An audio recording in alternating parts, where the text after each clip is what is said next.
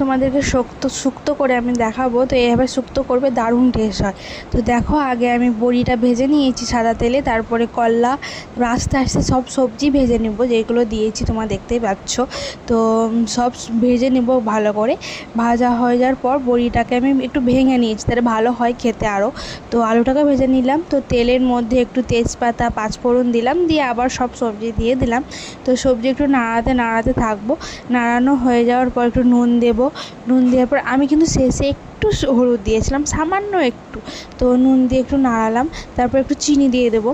তো চিনি দেওয়ার পর তোমার সর্ষে বাটাটা দিয়ে দেবো। সর্ষে বাটা দেওয়ার পর জল, কারণ সর্ষে বাটা দেওয়ার সঙ্গে একটু লাললে তিতো হয়ে যায়। তো সর্ষে বাটার সঙ্গে আমি 4টে কাঁচা লঙ্কা বেটে দিয়েছি।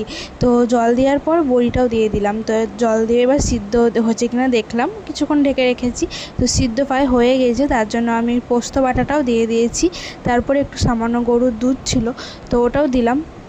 ওটা দেওয়ার পর সব দিয়ে দিলাম, শেষে একটু ঘিও দিয়েছি। তো এই যে ফাইনাল লুক। তো কেমন হয়েছে কমেন্টে জানাবে।